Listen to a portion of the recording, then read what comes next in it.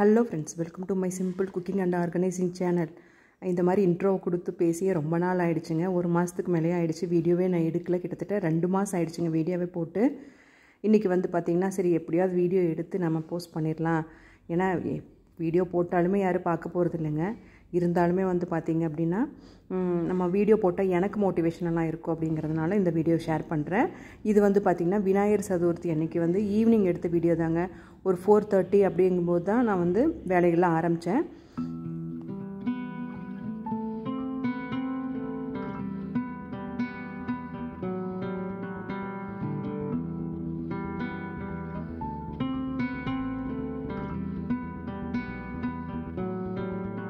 அதுக்கு முன்னாடியே பார்த்திங்க அப்படின்னா ஒரு 2-3 நாளாகவே க்ளீனிங் வேலையெல்லாம் செஞ்சுருந்தேங்க. இந்த க்ளீனிங் வேலையெல்லாம் வீடியோ எடுக்கணும்னு நினைக்கிறேன். ஆனால் வீடியோ எடுத்துகிட்டு க்ளீனிங் வேலை செய்யும்போது பார்த்திங்கன்னா ரொம்ப டைம் எடுக்குது. அதனால் குயிக்காக வேலை செய்யணுங்கிறதுனால நான் க்ளீனிங் வீடியோலாம் எதுவுமே எடுக்கலைங்க. விநாயகர் சதுர்த்திக்கு பார்த்திங்கன்னா சுண்டலும் கொழுக்கட்டையும் தான் செய்ய போகிறேங்க. சுண்டல் காலையிலே ஊற வச்சுருந்ததுனால கொஞ்சமாக உப்பு போட்டு வேக வச்சுட்டேன். நான் இன்றைக்கி பார்த்திங்கன்னா கொழுக்கட்டைக்கு 2 கப் அளவுக்கு அரிசி மாவு எடுத்துருக்கேங்க. கடையில் வாங்கின மாவு தான். 1 கப் அளவுக்கு பார்த்திங்க அப்படின்னா 2 கப் அளவுக்கு தண்ணி ஊற்றிருக்கேங்க. 1.5 கூட ஊற்றலாங்க. நான் நல்லா சாஃப்டாக இருக்கணுங்கிறதுக்காக 1.5 கப் அளவுக்கு ஊற்றிருக்கேன். அதில் கொஞ்சமாக நெய், கொஞ்சமாக உப்பு இது எல்லாமே சேர்த்துட்டு கொஞ்சம் கொதிக்கட்டும், சூடாகட்டுங்க. அதுக்குள்ளே பார்த்திங்க அப்படின்னா தேங்காய் துருவல் ரெடி பண்ணிக்கணுங்க. தேங்காய் துருவல் இருந்தால் தான் பூர்ணத்துக்கு எல்லாத்துக்குமே யூஸ் ஆகும். அதனால் தேங்காய் துருவல் பசங்களை கூப்பிட்டுட்டு அவங்கள கொடுத்துட்டோம் அப்படின்னா இதை எப்படியோ திருவி கொடுத்துருவாங்கங்க. கொஞ்சம் ஹெல்ப்ஃபுல்லாக இருக்கும். நம்ம தனியாக சிங்கிளாக எல்லா வேலையும் செய்கிறதுக்கு அவங்க வீட்டில் இருக்கும்போது டிவி தான் பார்த்துட்டு இருக்க போகிறாங்க. அதனால் இந்த மாதிரி வேலையிலெல்லாம் அவங்க தலையில் கட்டிட்டோம் அப்படின்னா அவங்க செஞ்சு கொடுத்துருவாங்க.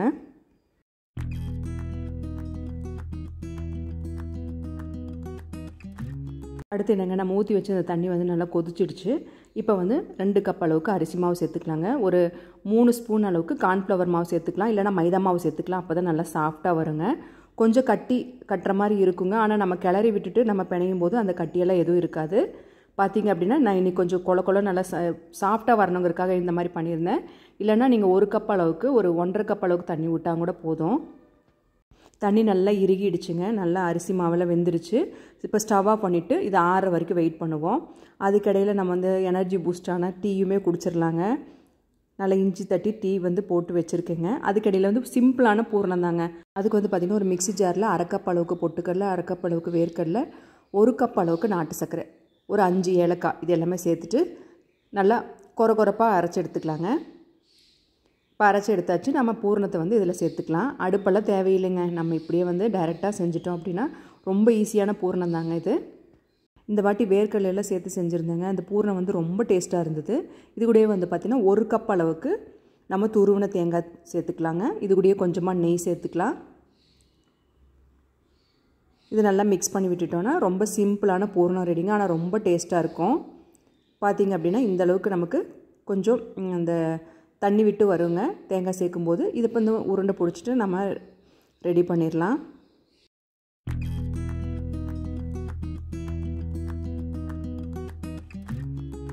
டீ பார்த்திங்கன்னா ரெடி ஆகிடுச்சுங்க. இப்போ குடிச்சிட்டு வந்துடலாம். இப்போ நம்ம மேல் மாவு ரெடி ஆகிடுச்சுங்க. கொழுக்கட்டை மாவு ரெடி ஆகிடுச்சு. நல்லா ஆறிடுச்சுங்க.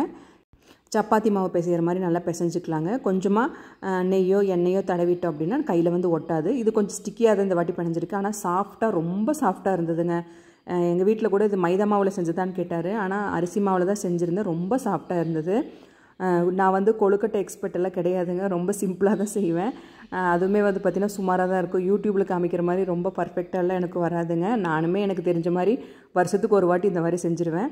இந்த மாதிரி சப்பாத்தி கட்டையில் பார்த்திங்கன்னா நம்ம உருண்டை பண்ணி ப்ரெஸ் பண்ணி விட்டுட்டோம் அப்படின்னா அதுக்கப்புறம் குட்டி ரவுண்டாக கிடைக்குங்க. அதில் நம்ம தேவையான அளவு பூரணத்தை வச்சு சீல் பண்ணி விட்டுற வேண்டியதாங்க. இப்போ பார்த்திங்க அப்படின்னா இதை செய்முறை காட்டுற பாருங்கள். இந்த மாதிரி உருண்டை பிடிச்சிக்கிறதுங்க. இந்த மாதிரி லைட்டாக ப்ரெஸ் பண்ணிக்கோங்க. ரொம்ப அழுத்தி ப்ரெஸ் பண்ணோம் அப்படின்னா அந்த சப்பாத்தி சைஸில் வந்துடும். கொஞ்சமாக ப்ரெஸ் பண்ணிவிட்டு நம்ம செஞ்சு வச்சுருந்த பூரணத்தை வச்சு சீல் பண்ணிக்க வேண்டியதுதாங்க. இதுதான் என்னோடய சிம்பிளான மெத்தடு. இதை நான் பசங்களுக்கு சொல்லி கொடுத்துட்டோம் அப்படின்னா இதை செஞ்சுருவாங்க. அவங்களுக்கு பார்த்திங்கன்னா இந்த மோல்டெல்லாம் கடையில் ஃப்ரீயாக கிடைக்கும் இல்லைங்களா, அதில் செய்கிறதாங்க அவங்களுக்கு ஈஸியாக இருக்கும். சரி எப்படியோ எனக்கு செஞ்சு கொடுங்க அப்படின்னு சொல்லிவிட்டு அவங்கக்கிட்ட ஒப்படைச்சாச்சு. லாஸ்ட் டைமில் வந்து பார்த்திங்கன்னா 1 கப் அளவுக்கு அரிசி மாவு தாங்க போட்டிருப்பேன். அது வந்து பார்த்திங்கன்னா கொஞ்சம் பத்தாமல் இருந்தது. சரி இந்த வாட்டி அப்படியெல்லாம் இருக்கக்கூடாது அப்படின்னு சொல்லிட்டு அப்படியே டபுள் பண்ணிட்டேங்க. 2 கப் அளவுக்கு அரிசி மாவு போட்டுட்டேன். அதனால் கொஞ்சம் எக்ஸ்ட்ரா வேலை அவங்க எக்ஸ்ட்ரா அந்த செஞ்சுட்டே இருந்த மாதிரி இருந்ததுங்க. பூர்ணமே வந்து பார்த்திங்கன்னா தீந்துருச்சு. என் பொண்ணு தாங்க செஞ்சுருந்தா. பூர்ணம் வந்து பார்த்திங்கன்னா உள்ளே நிறைய வச்சுருந்தா. சாப்பிடும்போது வந்து பார்த்திங்க அப்படின்னா சூப்பராக இருந்தது. இந்த மேல் மாவுக்கு வந்து உப்பு சேர்க்கும்போது கொஞ்சம் சர்க்கரை சேர்த்துட்டோம் அப்படின்னா அந்த மேல் மாவுமே வந்து பார்த்திங்கன்னா நமக்கு இனிப்பாக இருக்குங்க.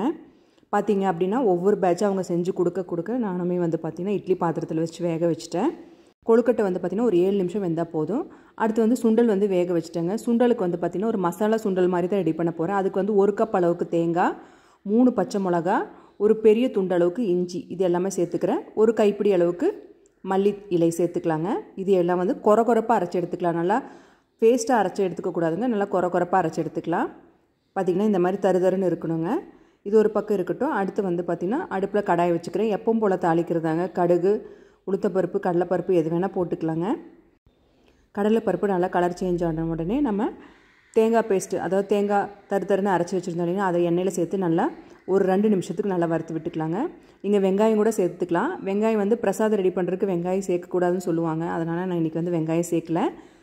நம்ம இதை வந்து நல்லா வறுத்துட்டு நம்ம வேக வச்சுருந்த சுண்டலை வந்து சேர்த்துக்கலாங்க. இது ஆல்ரெடி வந்து உப்பு போட்டு சேர்த்துருந்தேன். கொஞ்சம் தேவையான அளவு சேர்த்துக்கலாங்க. உப்பு கடைசியாக கொஞ்சம் சேர்த்துக்கலாம். இப்போ வந்து இந்த மசாலா கூட நல்லா மிக்ஸ் பண்ணி விட்டுறலாங்க. டேஸ்ட் வந்து பார்த்திங்கன்னா எப்பவும் போல் இல்லாமல் கொஞ்சம் டிஃப்ரெண்ட்டாக இருந்ததுங்க. இந்த மாதிரி நீங்கள் ட்ரை பண்ணி பார்க்கலாம். அதாவது மஞ்சத்தூள், மிளகாய்த்தூள், கரம் மசாலா இது எல்லாமே சேர்த்தாமல் இந்த மாதிரி ஒரு மசாலா சுண்டல் மாதிரி ரெடி பண்ணிலாம் ஒரு வாட்டி ட்ரை பண்ணி பார்க்கலாம். டேஸ்ட் நல்லா இருந்தது.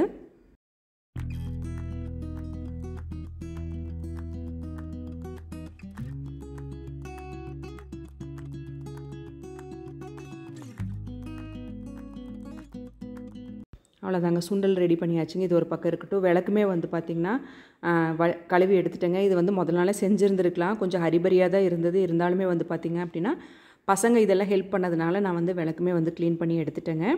பூஜை ரூமுமே வந்து பார்த்திங்கன்னா பர்ஃபெக்டாக க்ளீன் பண்ணி வச்சுருந்தேங்க. திரும்பவுமே ஒரு வாட்டி க்ளீன் பண்ணிவிட்டு அந்த விளக்கெல்லாம் விளக்கி வச்சுருந்தேன் இல்லைங்களா, அதெல்லாம் எடுத்து வச்சுட்டு சாமிக்குமே வந்து பார்த்திங்கன்னா பூவெல்லாம் வைக்க ஆரம்பிச்சாச்சுங்க. இப்போ பூஜை ரூமெல்லாம் ரெடி பண்ணிவிட்டு நான் உங்களுக்கு காமிக்கிறேன்.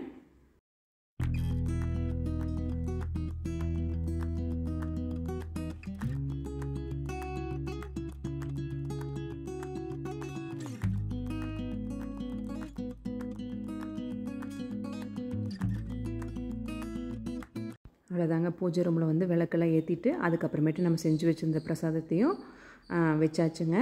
அது கூட வந்து பார்த்திங்கன்னா சாம்பிராணி, கற்பூரம், ஊதுபத்தி இது எல்லாமே காமிச்சிட்டு நல்லபடியாக பூஜை செஞ்சாச்சுங்க. எங்கள் வீட்டில் வந்து பார்த்திங்கன்னா விநாயகர் சதுர்த்திக்கு இப்படி தாங்க, நம்ம விநாயகர் ஃபோட்டோ வீட்டில் இருக்கும் இல்லைங்களா, அந்த ஃபோட்டோ வச்சு தான் வழிபடுறது. நாங்கள் வந்து இந்த சிலையெல்லாம் வாங்கிட்டு வந்து வழிபட்டு அதை கரைக்கிற பழக்கம்லாம் நான் இது வரைக்கும் செஞ்சதே இல்லை. அதனால் அதை இனிமேல் ட்ரை பண்ண போகிறது இல்லைங்க. நாங்கள் என்ன ஃபாலோ பண்ணிட்டு வந்தோமோ அதை மட்டும்தான் செய்ய போகிறேன், செஞ்சிட்ருக்கேன்.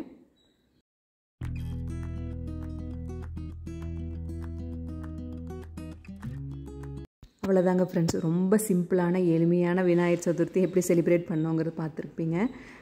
யூடியூப்பில் நிறைய பேர் வந்து ரொம்ப டெக்கரேட் பண்ணியெல்லாம் போட்டிருப்பாங்கங்க. அந்த அளவுக்குலாம் நான் இல்லை. இது வந்து ஒரு சின்ன பட்ஜெட் ஃப்ரெண்ட்லியான விநாயகர் சதுர்த்தி செலிப்ரேஷன் சொல்லலாங்க. இவ்வளோ தான், நமக்கு என்ன முடியுமோ அதை தான் செய்ய முடியுங்க. நம்ம மனசார ரொம்ப உடல் உழைப்பு கொடுத்து நம்ம எது செஞ்சாலுமே வந்து பார்த்திங்க அப்படின்னா இந்த கடவுள் ஏற்றுக்குவார். அவ்வளோதாங்க ஃப்ரெண்ட்ஸ், இந்த வீடியோ இதோட முடிச்சுக்கிறேங்க. இந்த வீடியோ வந்து யூஸ்ஃபுல்லாக இருக்குமோ இல்லைனா உங்களுக்கு ஒரு மோட்டிவேஷனாக இருக்கும்னு நான் நம்புகிறேன். இனிமேல் தொடர்ந்து நான் வீடியோ போடுறதுக்காக ட்ரை பண்ணுறேங்க. மறக்காமல் என்னோடய சேனலை சப்ஸ்கிரைப் பண்ணிவிட்டு சப்போர்ட் பண்ணுங்கள். உங்கள் ஃப்ரெண்ட்ஸ் அண்ட் ஃபேமிலிக்கு பிடிச்சிருந்தா ஷேர் பண்ணுங்கள், லைக் பண்ணுங்கள், கமெண்ட்டும் பண்ணிடுங்க. தேங்க்ஸ் ஃபார் வாட்சிங். பாய்.